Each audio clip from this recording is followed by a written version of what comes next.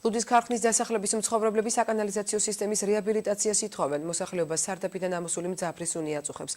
ადგილობრივები ამბობენ, რომ წლების განმავლობაში მოუგვარებელი პრობლემის გამო სახლი 10 სანტიმეტრით გადაიხარა. როდის დაიწყება სარეაბილიტაციო სამუშაოები, კოკიტიძე ამბობთ.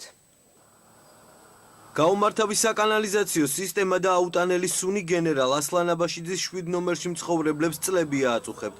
5 სართულიანი კორპუსის 6-ვე სადარბაზო სარდაფში ფეკალური მასა ამოდის. მოსახლეობას ინფექციური დაავადებების გავრცელების შიში აქვს. ვირუსი უნდა გაჩნდეს, ავადმყოფობა ყოღო არის, პასტაიანად ზამთარშიც, ზაფხულშიც, მთავრობას მივმართეთ, არაფერი იაგირება არ კეთდება. მარტო პირდებიან იქნება. როცა დათმება ესეთი სუნია, რომ აქ პადიაში ვერ შეხვალ. მე სტუმრები მოდის, ყველა იმას აღნიშნავს, ეს რა უბედური სუნია, ბავშვები თამაშობენ. ეზოში გამოსვლა კარს ვერ გააღებ უბრალოდ რა შედიხარ სახში შემოდის. სარდაფიდან ამომავალი მძაფრის სუნი უბნის სხვა მცხოვრებლებსაც აწუხებთ. ამბობენ, რომ ტერიტორია სანიახვრი არხიდან გაჟონილი წყლით გაიჟღინთა, რის გამოც სახლმა 10 სანტიმეტრით გადაიწია. მათივე თქმით, ბათუმის წყლის ბრიგადებმა ფეკალური მასა არაერთხელ ამოტუმბეს, თუმცა პრობლემა ამით ვერ მოგვარდა. ტრაქტორი დამოტუმბო, გეიმსება ამოტუმბო. ზაფხულში ვერ გააღებ, პადიაში ვერ შეხვალ, ამ ხელა ყოღუებია. თაგვი უბედურება.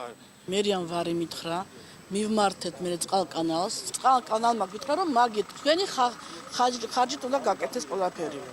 ჩვენი ხარჯით ის რამდენი უნდა გამოვთხაროთ, თქვენიგანი ტრაქტორები გვინდა, მთელი ამბავი დიდი ტრუბები გვინდა.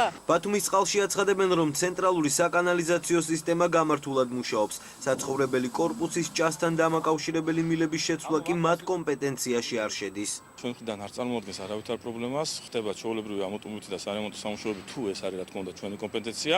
რაც შეეხება ნებისმიერ შენობაში, არა მარტო მაგ საცხოვრებელ კორპუსში, ნებისმიერ შენობაში შიდა საკომუნიკაციო ქსელს ბათუმის წყალი არ ემსახურება. მოსახლეობის თხოვნა IP ბათუმის კორპუსმა შარშან უსახსრობის გამო ვერ დააკმაყოფილა. წელს კი ტენდერი გამოცხადდება. საჭირო ხარჯთა რიცხვის პროექტი საბინაო ამხანაგობამ უნდა წარმოადგინოს. ეხლა უკვე თანხებიც გვაქვს.